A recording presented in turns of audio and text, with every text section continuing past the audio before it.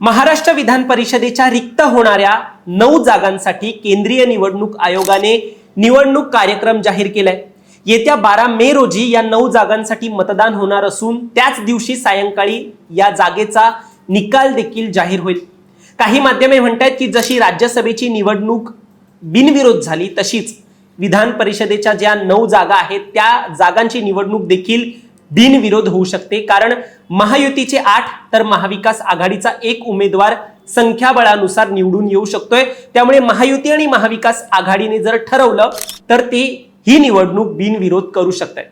आणि मवियामधून स्पेशल सांगायचं झालं तर माजी मुख्यमंत्री व शिवसेना प्रमुख उद्धव ठाकरे हे पुन्हा निवडणूक लढवण्यावरती ठाम असतील, तर महाविकास आघाडी आणि महायुती देखील त्यांना पाठिंबा देईल, उद्धव ठाकरेंना पाठिंबा देईल, काँग्रेस देखील उद्धव ठाकरेंना पाठिंबा देईल अशी माहिती मिळते।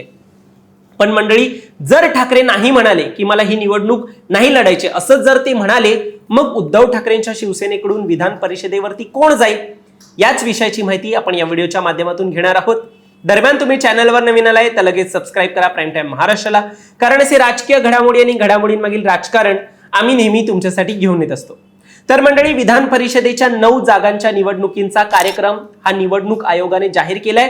23 ते 30 एप्रिल या काळात उमेदवारी अर्ज दाखल करण्याची मुदत आहे, त्यामुळे या तारखेदरम्यान चांगला संघर्ष आपल्याला पक्षामध्ये पाहायला मिळू शकतो आणि बिनविरोध करायची असेल तर हा संघर्ष आपण नाही पाहणार आहोत, एवढं मात्र नक्की।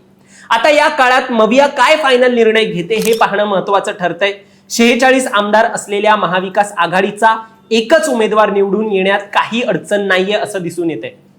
महाविकास आघाडीकडे 16 मते अतिरिक्त असली तरी दुसरा उमेदवार त्या 16 एक मतांवरती तरी निवडून येऊ शकत नाही, त्यामुळे तो धोका मविया जी आहे ती पत्करणार नाही। म्हटलं जातंय माजी मुख्यमंत्री व शिवसेना पक्षप्रमुख उद्धव ठाकरे हे निवडणूक न लढवण्यावरती ठाम आहेत, पण ठाकरे यांनीच पुन्हा ही निवडणूक लढवावी असा दबाव पक्षाच्या अंतर्गत वाढू लागलाय, जेणेकरून दुसरा कोणता मवियाचा पक्ष या जागेवरती दावा करणार नाही। जसं राज्यसभेवर झालं तसं काही होणार नाही। या सगळ्यात उद्धव ठाकरे उमेदवार असल्यास त्यांना पाठिंबा देऊ असं काँग्रेसचे प्रदेशाध्यक्ष हर्षवर्धन सपकाळ यांनी देखील स्पष्ट केलंय। ठाकरे निवडणूक लढवणार नसल्यास महाविकास आघाडीत कोणत्या पक्षाला उमेदवारी द्यायची आहे याची चर्चा मग झाली पाहिजे अशी भूमिका देखील सपकाळ यांनी मांडली। पण मंडळी, जर ठाकरे म्हणाले की माझ्या पक्षातूनच उमेदवारी गेली पाहिजे आणि या व्यक्तीलाच उमेदवारी गेली पाहिजे, तर असा त्यांनी आग्रह धरल्यानंतर कुणाला संधी मिळू शकते हे आता जाणून घेऊया। तर ठाकरेंच्या शिवसेनेकडून या परिस्थितीत विधान परिषदेसाठी माजी विरोधी पक्षनेते अंबादास दानवे, प्रवक्त्या सुषमा अंधारे, माजी खासदार विनायक राऊत, माजी खासदार राजन विचारे, माजी आमदार वैभव नाईक, सचिव सूरज चव्हाण या 5 ते 6 नावांची चर्चा ही ठाकरे गटांमधून सुरू असल्याचं आता म्हटलं जात आहे। त्यामुळे उद्धव ठाकरे स्वतःच विधान परिषदेवर जाण्याचा निर्णय घेत आहेत की आपल्या पक्षातील इतर नेत्याला विधान परिषदेसाठी संधी देऊ पाहतायत हे पाहावं लागेल आपल्याला देखील। पण मंडळी, या सगळ्यात शिवसेना ठाकरे गटाकडून माजी विरोधी पक्षनेते अंबादास दानवे आणि सुषमा अंधारे या 2 नेत्यांची नावे आघाडीवर असल्याचं सांगितलं जात आहे।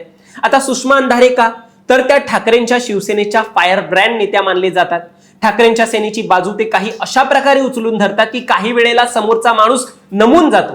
मध्ये तर अंजली दमानिया यांनी अशोक खरात प्रकरणात जेव्हा सीडीआर बाहेर काढले तेव्हा ठाकरेंच्या एका नेत्याचं दमानिया यांनी नाव घेतलं आणि मग त्यानंतर कसे त्या नेत्याचे खरात बरोबर संबंध आहेत हे देखील बाहेर काढण्याचा प्रयत्न केला। पण सुषमा अंधारे यांनी दमानिया यांना अशा प्रकारे टार्गेट केलं की त्यांना अंधारे यांचे आरोप जे आहेत ते भावुक होऊन रडून फेटाळायला लागले होते। सुषमा अंधारे सध्या ठाकरेंच्या सेनेत प्रवक्त्या म्हणून काम करतायत आणि त्या अशा अभ्यासू नेत्या जर विधिमंडळात गेल्या तर सत्ताधाऱ्यांच्या विरोधात आक्रमक नेता ठाकरेंकडून जाऊ शकतो। एक संजय राऊत सारखा नेता दिल्लीत आणि अशाच ताकदीची महिला नेता महाराष्ट्रात पाहायला मिळेल। आता अंबादास दानवे यांच्याबद्दल सांगायचं झालं तर मागच्याच वर्षी दानवे यांची विधान परिषदेची टर्म संपली आहे। ते मराठवाडा छत्रपती संभाजीनगर भागातील ज्येष्ठ नेते आहेत। याशिवाय 2022 ते 2025 पर्यंत विधान परिषदेत विरोधी पक्षनेते म्हणून त्यांनी काम केलेलं आहे। पक्षाला परिषदेत अनुभवी चेहरा हवाय, ज्यामुळे विरोधी पक्षाची ताकद कायम राहील। पण सध्या सुरू असणारा दानवे आणि खैरे वाद पाहता त्यांना ही संधी मिळते का हा विषय देखील आहे, आणि पुन्हा त्यांनाच परिषदेवरती पाठवणार की नव्या नेत्याला संधी देणार हा देखील प्रश्न आहे। मात्र तुम्हाला यावर काय वाटतं, तुमचं मत देखील आम्हाला कमेंटमध्ये सांगा आणि असेच राजकीय घडामोडी पाहण्यासाठी सबस्क्राइब करा प्राईम टाइम महाराष्ट्राला।